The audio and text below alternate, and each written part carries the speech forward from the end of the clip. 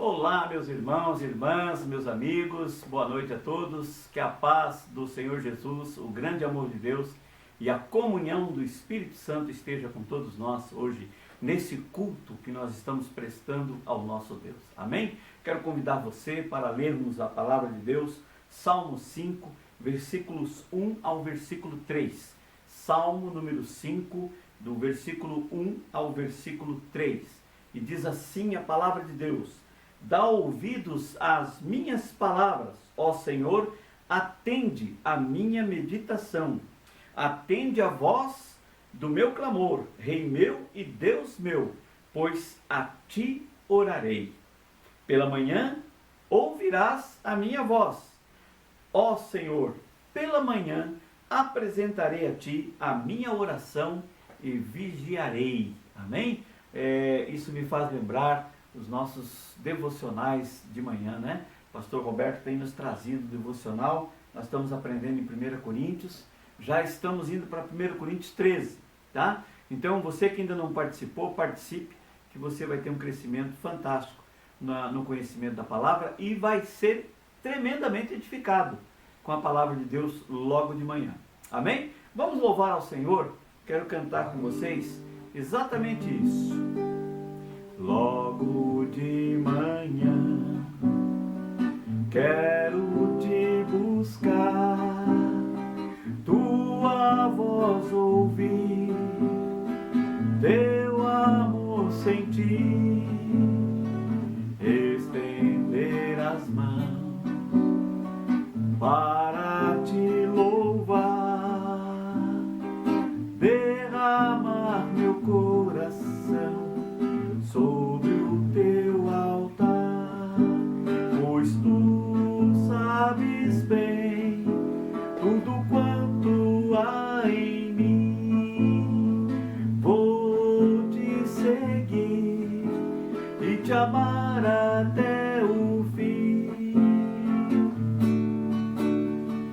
E no fim do dia, quando o sol se for, te adorarei, te darei louvor, mesmo escura a noite, brilha a tua luz, em teus braços eu descanso, meu Senhor Jesus, pois tu sabes bem tudo quanto há em mim. Vou te seguir e te amar até o fim. E no fim do dia, quando o sol se pôr, te adorarei, te darei louvor, mesmo escura a noite, brilha a tua luz, em teus braços eu descanso, meu Senhor Jesus. Amém? Deus seja louvado, né? Nós temos que buscar o nosso Deus logo cedo, logo de manhã. Amém? Amados, eu quero só fazer rapidamente uns avisos, né? Só lembrando a todos que nesse domingo nós não teremos nem o culto infantil, né? E não teremos também o nosso culto normal, porque nós, na sexta-feira à noite, já começa o nosso congresso, o Congresso Batista Bíblico, né? E vai ser com transmissões ao vivo e também com vídeos que estão sendo preparados, tá? Então preparem vocês, tem sido colocados os avisos, né, dos horários, para que a gente participe todos dos nossos congressos, amém? Nós vamos agora ouvir então o pastor Roberto Brito com a palavra de Deus, e antes eu quero orar, pedindo a Deus a direção do Senhor sobre a palavra, sobre o culto, e no final nós voltamos para fazer uma oração por todos, amém? Pai querido, Pai santo, nós louvamos a Ti e rendemos graças ao Senhor por esse culto dessa noite. Peço as Tuas bênçãos, Senhor, sobre a cada pessoa, cada irmão, irmã, cada família que está reunida para ouvir a Tua palavra. Assim nós oramos em nome do Senhor Jesus. Amém? Irmãos, vamos então ouvir a palavra de Deus com o pastor Roberto.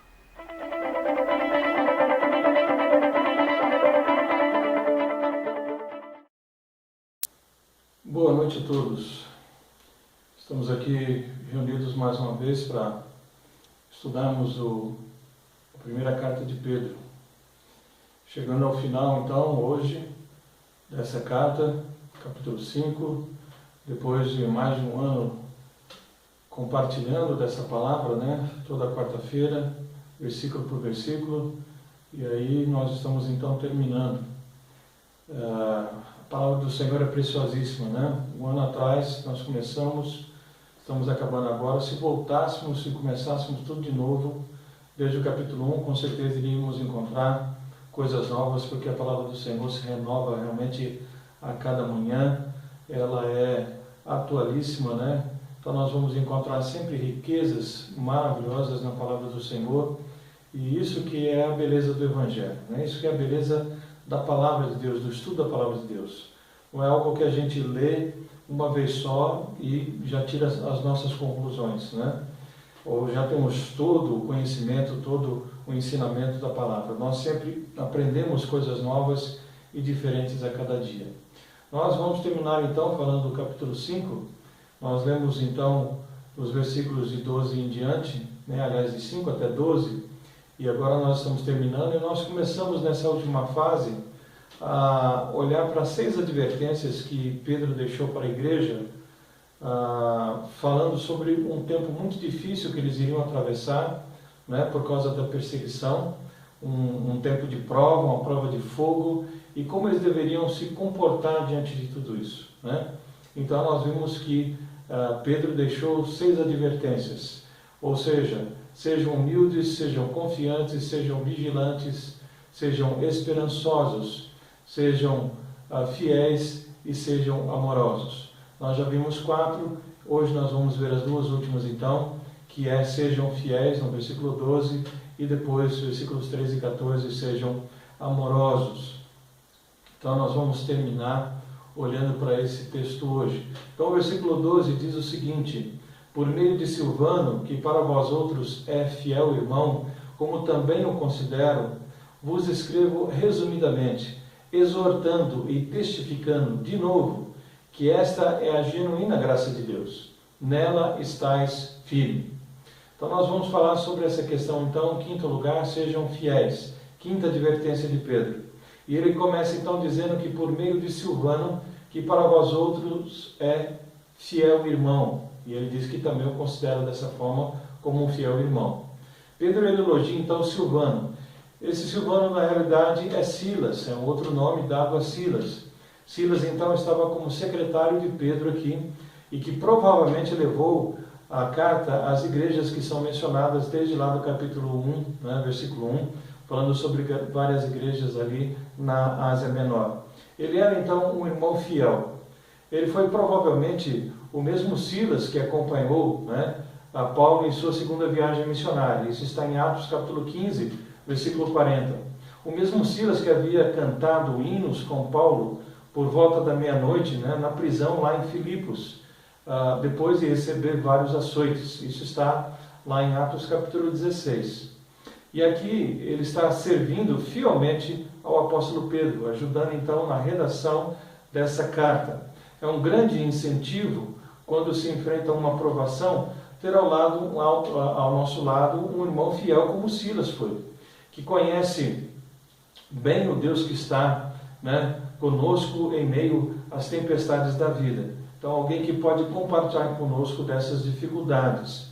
Pedro, então, o elogia, chamando de irmão fiel, um modelo para a igreja. E para o próprio Pedro, como indicado pela expressão, como também o considero. Então, ele era um irmão fiel, então, um exemplo, um modelo para a igreja, e Pedro também o tinha como modelo para a sua própria vida, porque o considerava também como irmão fiel. Ele continua dizendo na segunda parte do versículo: vos escrevo resumidamente, exortando e testificando de novo que esta é a genuína graça de Deus, nela estáis firmes. Pedro ele resume aqui o objetivo da sua carta.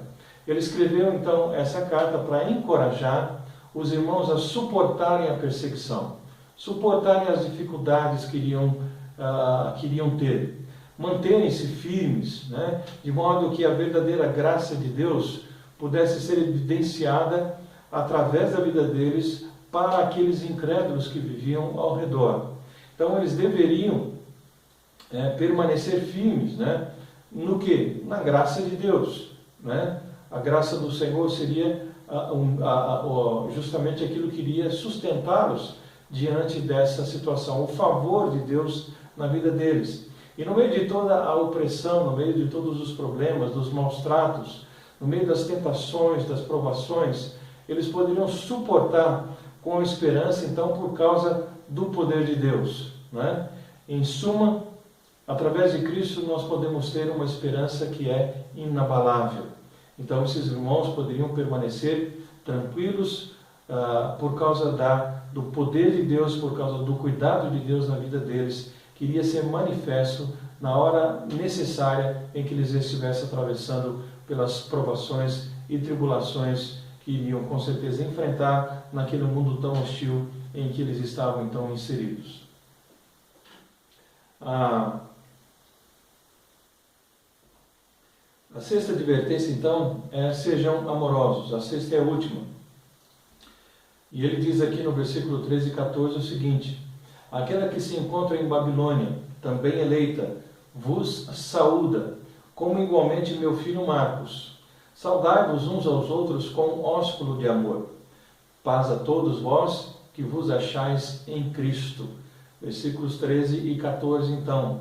Pedro, então, ele envia saudações dos que se encontram, como ele diz aqui, na Babilônia.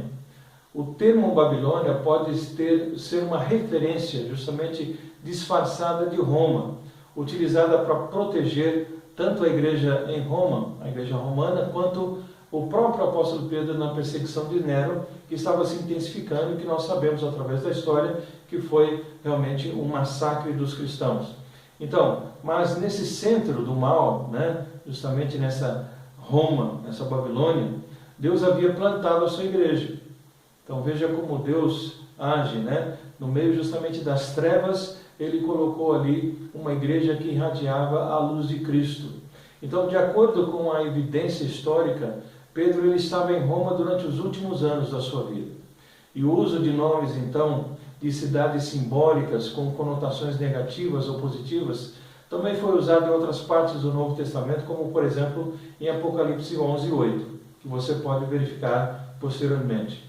Então, ele usa aqui, falando sobre essa Babilônia, né, sobre esse nome, que é aqui um disfarce, para que eles não viessem a ser encontrados facilmente. Mas ele continua dizendo, como igualmente meu filho Marcos.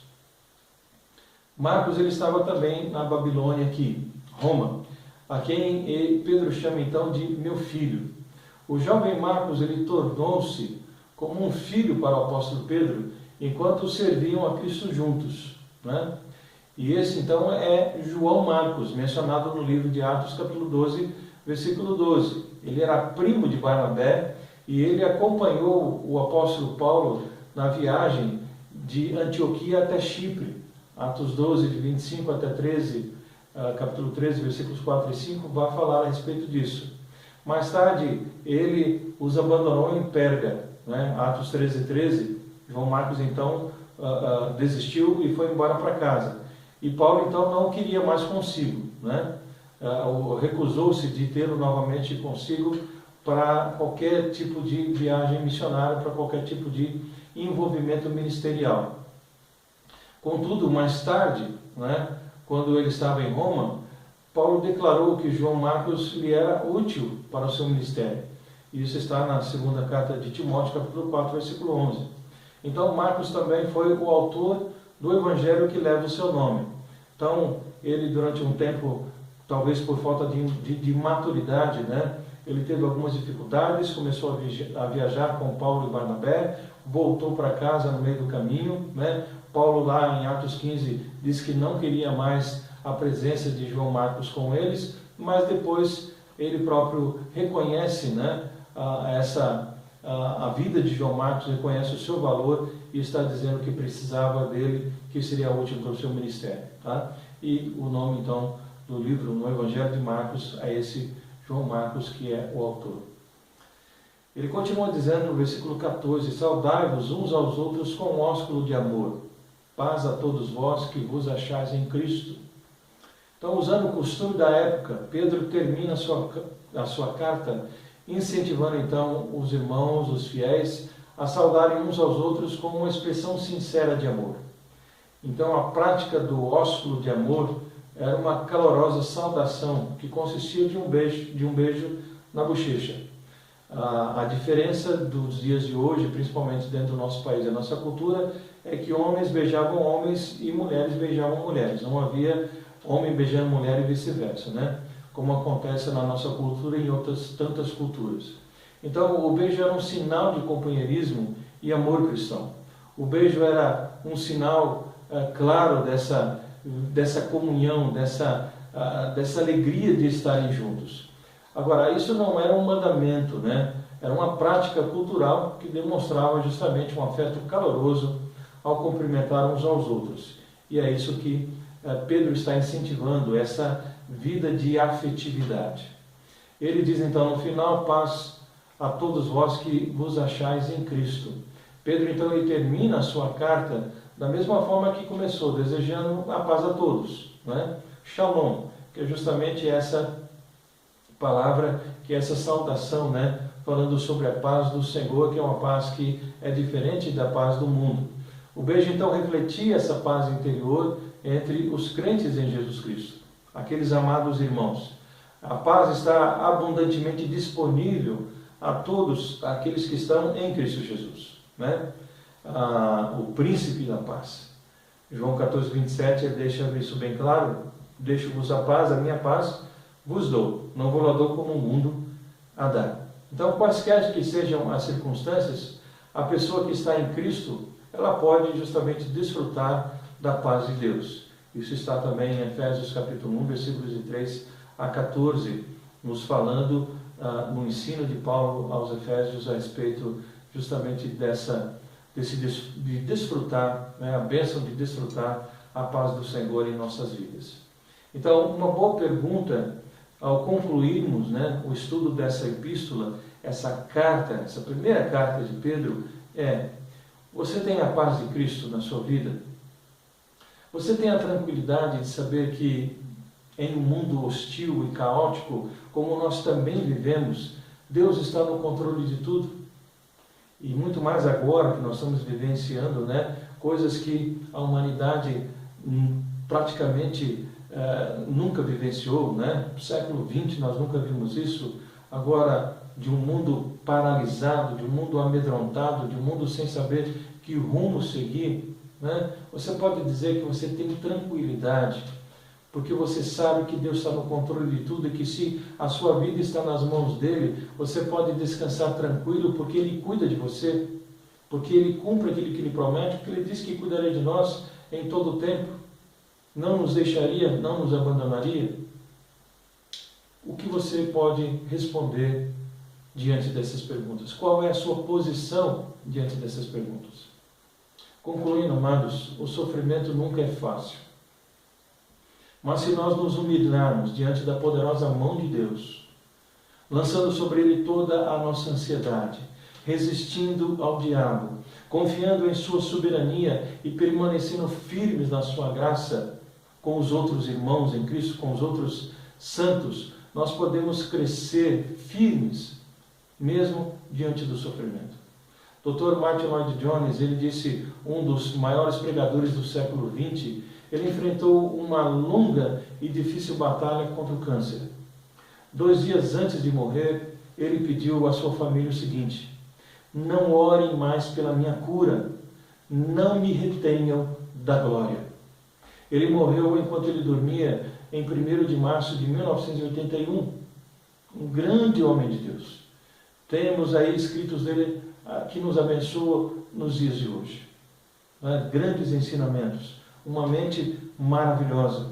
Então Pedro deseja que os seus leitores tenham essa perspectiva celestial, né? Se o Senhor nos der vida, nós vamos glorificar o Senhor. Se o Senhor nos tirar dessa terra, nós também com a nossa morte, né, nós vamos ainda assim glorificar ao Senhor. Porque quer morramos, quer vivamos, somos do Senhor. E é isso que deve estar no nosso coração. Sabemos que temos uma pátria que nos aguarda e que nada deve nos segurar nesse mundo. Então ele deseja justamente que os seus leitores, né, Pedro deseja que eles tenham essa perspectiva celestial. Que ainda que venham problemas tão sérios ao ponto das suas vidas estarem em risco, estão olhando para a pátria celestial, estão olhando para Cristo. Então, seja na angústia, nas dificuldades, em meio à dor ou durante as batalhas da vida, mantenha os seus olhos na glória, olhando para Jesus, como diz o autor de Hebreus, autor e consumador da nossa fé. Se nós não tirarmos os nossos olhos dele, nós vamos caminhar a passos seguros. Agora, se nós olharmos ao redor, nós vamos então com certeza ficarmos temerosos e vamos deixar de confiar naquele que tudo fez e tudo faz por nós. Então, a única música, né, ou uma das músicas que eu posso pensar agora, que descreve muito bem o tipo de paz que nós podemos experimentar em meio a circunstâncias difíceis, é uma música que nós cantamos, né, já de vários anos para cá, que diz: esta paz que eu sinto em minha alma, não é porque tudo me vai bem. Esta paz que eu sinto em minha alma é porque eu amo ao meu Senhor. Ainda que a terra não floresça e a vide não dê o seu fruto, ainda que os montes se lancem ao mar e a terra trema, eu hei de confiar. Não olho circunstâncias? Não. Eu olho o seu amor, o seu grande amor. Eu não me guio por aquilo que vejo, não me guio por vistas. Eu alegre estou. Amados, os que encontram então, que se encontram com Cristo, podem desfrutar de paz em todos os momentos da vida. Sejam eles tempos bons, sejam eles tempos difíceis.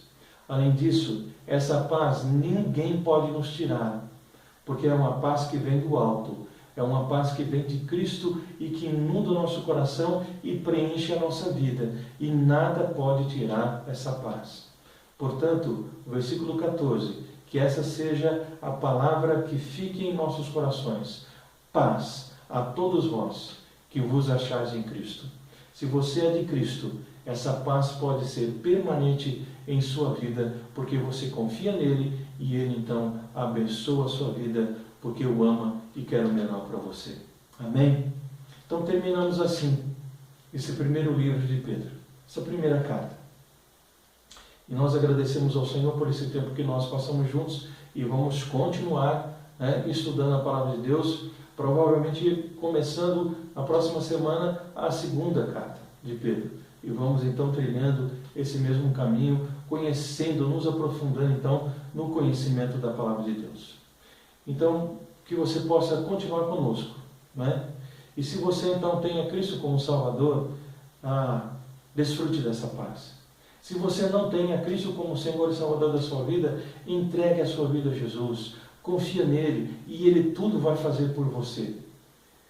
Entregue a tua vida para que você tenha essa paz de Cristo que vai inundar o seu ser, o seu coração, essa paz que a palavra de Deus diz que excede, ela está acima de qualquer entendimento, é algo que não dá para mensurar, é algo que não dá para entender humanamente falando, mas ela é sobrenatural e por isso ela é capaz realmente de nos fortalecer para que nós possamos enfrentar qualquer situação da vida. Eu sempre digo e repito aqui, se nós estivermos passando por qualquer dificuldade nessa vida, com a paz do Senhor no nosso coração, nós vamos caminhando até quando o Senhor quiser nos livrar dela. E nós não vamos realmente escorregar nem para um lado nem para o outro. Mas se diante dos problemas nós não temos paz, então tudo parece que vai ruir, tudo vai desabar. Então que a paz do Senhor inunde o seu coração e que você esteja sempre firmado no Senhor Jesus Cristo. Que Deus possa nos abençoar. Vamos orar. Pai, nós te agradecemos por essa paz tão maravilhosa que o Senhor concede a cada um de nós. nesse mundo tão aflito, nesse mundo tão difícil, caótico, hostil ao povo do Senhor. Como nós conseguiríamos, ó Deus, sobreviver sem a paz do Senhor? Seria impossível. Então nós agradecemos pela segurança, pela companhia do Senhor, pela paz do Senhor que pode preencher o nosso coração, a nossa vida, para que nós possamos continuar caminhando por esse mundo até o dia que o Senhor nos chamar. Então, ó Deus, nos abençoe a cada ouvinte e que a paz do Senhor possa, Deus, permanecer em cada coração. Oramos assim, em nome de Jesus. Amém. Que Deus vos abençoe e que todos tenham um bom restante de semana, na graça e na paz do Senhor.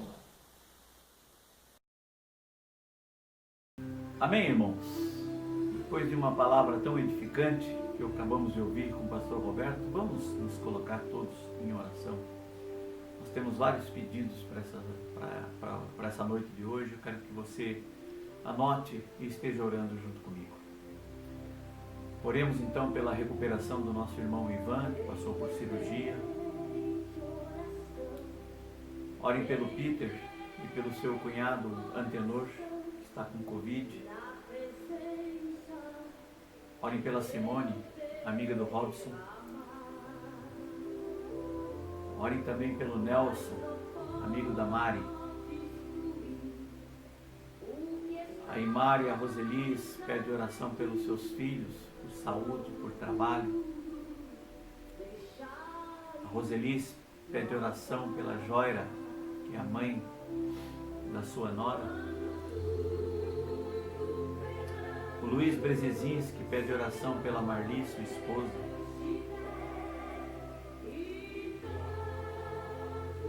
O tio Zezinho, pai da Kátia, estejam orando por ele, que se recupera também de cirurgia, pela Luísa. O irmão Edson Furlaneto pede oração pela sua mãe Laura e pelo seu irmão Gerson.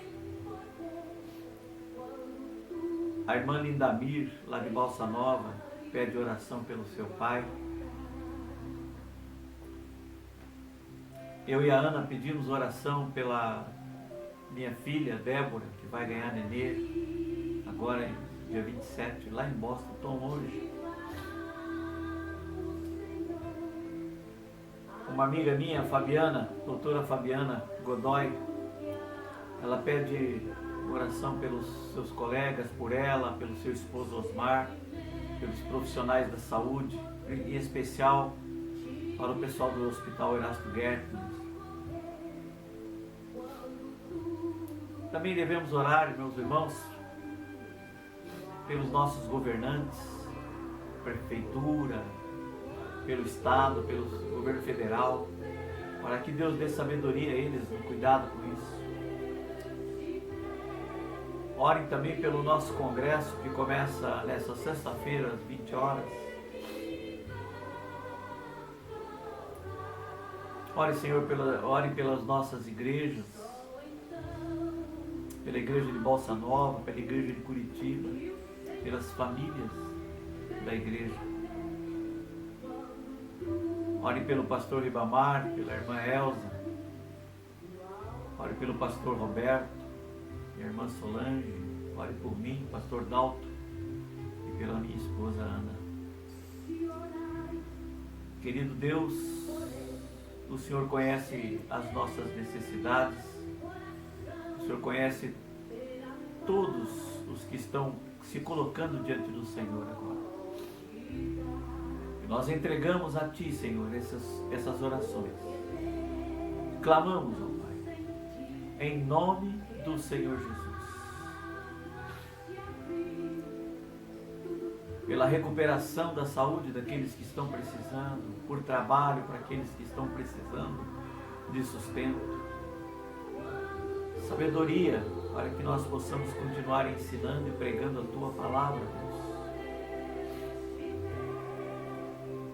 Pai, proteja-nos, livra-nos do mal, livra-nos das tentações, livra-nos, Senhor, dessa Covid-19. Acampa seus anjos ao redor de cada família, Senhor, de cada pessoa que esteja ouvindo, louvando e glorificando o teu santo nome, que esteja orando agora conosco. Nós entregamos todos esses pedidos diante do Senhor e clamamos, Senhor, pelas tuas bênçãos sobre cada nome que foi citado, por aqueles que porventura tenhamos esquecido de citar. Nós oramos em nome do Senhor Jesus. Amém? Amados irmãos, tenham todos uma boa noite em nome do Senhor Jesus.